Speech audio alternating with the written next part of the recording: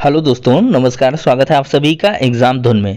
दोस्तों, इस वीडियो में हम बात करेंगे यूपी के अंदर 97,000 शिक्षक भर्ती मुद्दा, यूपीटीटी मुद्दा और साथ ही साथ एडेड जूनियर भर्ती और बीएड प्राथमिक शिक्षक भर्ती से बाहर पर सुप्रीम कोर्ट से बड़ी अपडेट के बारे में।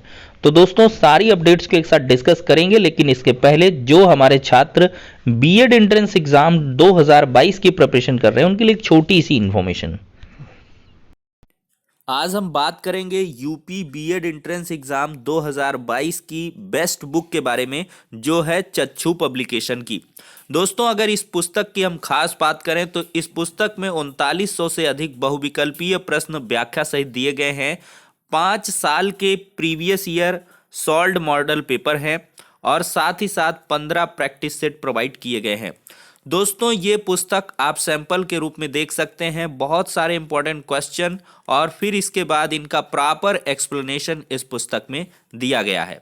ये पुस्तक आपको ऑनलाइन और ऑफलाइन दोनों मोड में अवेलेबल है। ऑनलाइन के लिए लिंक डिस्क्रिप्शन बॉक्स में प्रोवाइड है और ऑफलाइन के लिए किसी भी नज़दीकी बुक स्टॉल पर कॉन्टैक्ट कर सकते हैं। दोस्तों, इतना ही नहीं, बीएड एंट्रेंस एग्जाम के लिए एक अलग से प्रैक्टिस वर्कबुक भी इनके द्वारा प्रोवाइड की गई है, जिसमें 2700 से अधिक महत्वपूर्ण प्रश्न हैं, 5 साल के सॉल्व्ड पेपर हैं। तो इन दोनों बुक्स के साथ आप प्रिपरेशन को बूस्ट करें और अपनी सफलता को सुनिश्चित करें। तो दोस्तों, सबसे पहले हम बात कर लेंगे बीएड प्राथमिक शिक्षक भर्ती से क्या बाहर हो गया है, सुप्रीम कोर्ट से आदेश जो हुआ है उसका क्या कुछ सटीक विश्लेषण है। तो दोस्तों, पहले से थोड़ी सी बैक हिस्ट्री बताते हैं। दोस्तों, देखा जाए तो राजस्थान के अंदर रीट की जो परीक्षा हुई उस पर पूरे देश से प्रतियोगियों ने हिस्सा लिया। उसमें बीएड भी थे, बीएसटीसी भी थे, डीएलएड भी थे, बीएड भी थे। हर एक राज्य से जो कुछ भी नाम से जाना जाता है वो सब पार्टिसिपेट किए। असल मुद्दा तब गर्म हुआ जब लेवल 1 से बीएड अभ्यर्थियों को बाहर कर दिया गया और यह हाई कोर्ट मामला पहुंचा और वहां से हरी झंडी मिली। और देखा जाए तो कहीं ना कहीं सरकार ने सबसे पहले बीएड छात्रों को लेवल 1 से बाहर किया था, छात्र हित में बाहर किया गया था, क्योंकि डीएलएड के छात्र स्पेशली लेवल 1 के लिए ही अप्लाई करते हैं और उनको इसी के लिए प्रशिक्षण दिया जाता है, जबकि जो बीएड के छात्र हैं वो जो है लेवल 2 के लिए पार्टिसिपेट करते हैं। तो डीएलएड छात्र या जो वहाँ पे वेल नोन एज बीएसटीसी, उनके हित में ये फैसला लिया गया था। लेकिन फिर क्या हुआ, कोर्ट के एंट्रीम ऑर्डर के आधार पर बीएड कैंडिडेट को एग्ज़ाम वगैरह में पार्टिसिपेट का इस तरह का सब कुछ जो है चीज़ें, फॉर्म वगैरह का अप्लाई करने का मौका मिल गया था।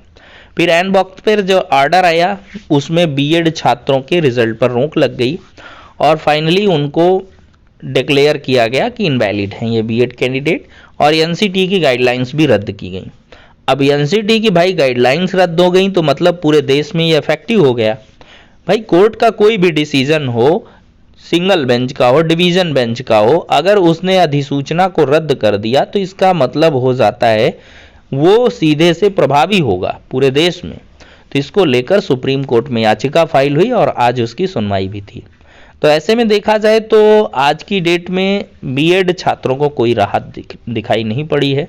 बीएड छात्रों का कहना था कि जो एनसीटी की अधिसूचना निरस्त हुई है उस आर्डर पर स्टे लग जाए और बीएड छात्रों को रिजल्ट की जो अनुमति है वो दे दी जाए एंट्री ऑर्डर के आधार पर, लेकिन ऐसा कुछ नहीं हुआ है। सिर्फ इतना हुआ है कि नोटिस इशू हो गया है, वो राज्य सरकार को भी, राजस्थान की गवर्नमेंट को, और साथ ही साथ यहाँ पर देखा जाए तो एनसीटी को, दोनों को नोटिस इशू हुआ है। और ये नोटिस इशू हुआ है और 22 तारीख को, यानी कि आगामी जो 22 फरवरी है उस दिन इस मैटर की सुनवाई भी होने वाली है। तो अब यहाँ पर जो छात्र हैं वो काफ़ी चिंतित हैं और चिंतित होना भी चाहिए, क्योंकि प्रथम दृष्टया जब भी लोअर कोर्ट से डिवीजन बेंच में जाएगा, डिवीजन बेंच से सुप्रीम कोर्ट में जाएगा, मैं निष्पक्ष ढंग से बता रहा हूँ, तो पहली डेट पर प्रथम दृष्टया ये देखा जाता है स्टे ऑर्डर हो जाता है, निचली अदालतों के ऑर्डर पर स्टे लग जाता है, लेकिन ऐसा देखने के लिए नहीं मिला। और इसी वजह से जो बीएड छात्रों पर संकट के बादल हैं वो गहरा रहे हैं और बीएड छात्रों को कहीं ना कहीं अगर अपने भविष्य को सुरक्षित करना है तो यहाँ से काफ़ी अच्छे पैरवी करनी होगी, तभी बीएड छात्र बच पाएंगे। अदरवाइज अगर ये राजस्थान का एज इट इज़ आर्डर बना रह गया तो ये दिक्कतें पैदा करेगा हर एक प्रदेश में, और हर एक प्रदेश के जो बीएड के छात्र हैं आगामी शिक्षक भर्तियों में बाहर हो जाएंगे। तो ये हो जाता है दोस्तों आदेश का विश्लेषण। और अगली जो डेट है 22 फरवरी वो काफ़ी महत्वपूर्ण है, और इस दिन जो सुनवाई होगी वो बीएड के छात्रों का भविष्य तय करेगी। एनसीटीई भी पक्ष रखेगी, और राजस्थान की गवर्नमेंट कहीं ना कहीं छात्रों के हित में ही है, जो बीएलएड के छात्र हैं या कह लें जो बीएसटीसी के छात्र हैं।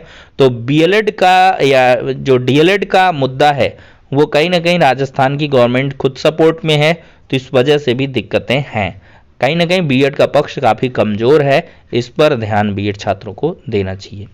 अब दोस्तों अगर डीएलएड छात्र यहाँ से जड़ से बीएड को समाप्त करना चाहते हैं तो बस इस केस में लगातार यहाँ पर मजबूती बनानी होगी, और मजबूती के साथ पक्ष रखना होगा कि भाई जब इतने ज़्यादा जो डीएलएड के कैंडिडेट्स हैं वो अवेलेबल हैं तो आखिरकार क्यों बीएड छात्रों को लाया जा रहा है, जबकि उनको एक ब्रिज कोर्स करवाना होगा, तभी वो जाके जॉब के लिए फुली एलिजिबल हो पाएंगे। तो ये एक बहुत ही बड़ा मजबूत पॉइंट बन जाता है। तो खैर जो भी जैसी अपडेट होगी आप सभी को इस चैनल के माध्यम से प्रोवाइड की जाएगी। अब दोस्तों बढ़ते हैं अगली अपडेट की तरफ।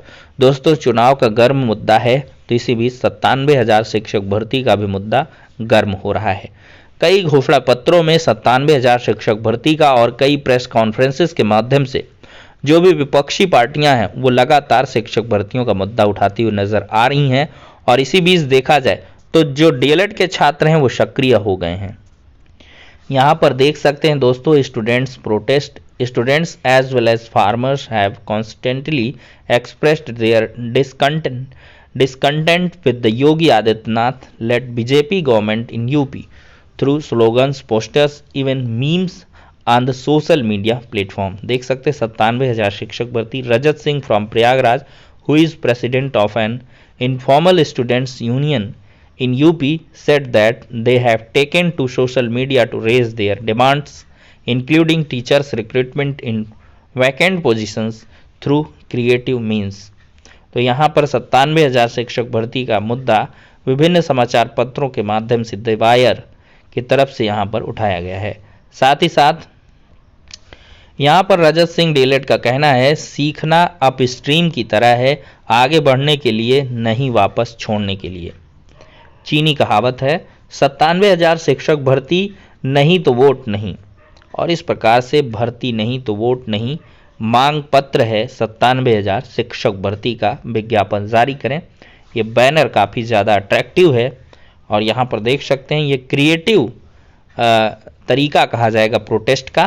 तो इस तरह से लगातार जो मुद्दा है वो 97,000 का गर्म किया जा रहा है।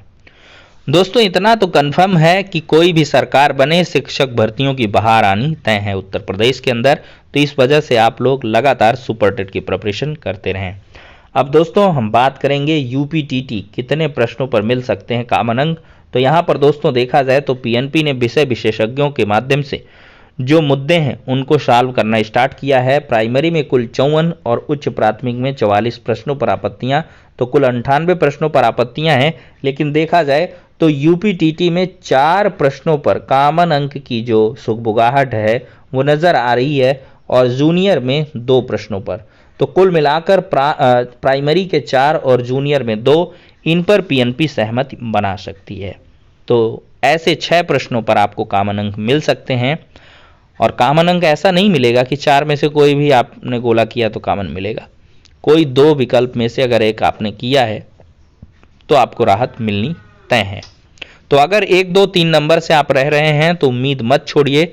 अगर आपके किस्मत का सिक्का उछला तो अवश्य ही आप लोग यूपी टेट क्वालिफाई कर जाओगे, और यूपीटीटी किसी भी मायने में निरस्त नहीं होगी। इसके संबंध में चाहे जितनी भी याचिकाएं क्यों न पड़ जाएं, चाहे जितना हो हल्ला हो, लेकिन ये परीक्षा हो गई है, और ये पारदर्शी ढंग से स्वच्छ तरीके से बिना किसी हो हल्ले के, मतलब पेपर वायरल आउट इस तरह की कोई गतिविधियां इसमें नज़र नहीं आई हैं। तो ऐसे में ये पेपर निरस्त नहीं होगा, इसको लेकर बिल्कुल से आप लोग परेशान ना हो। अब दोस्तों अगली भर्ती की अपडेट है एडेड जूनियर शिक्षक भर्ती, और इसको समाचार पत्रों के माध्यम से लगातार हाईलाइट किया जाता है।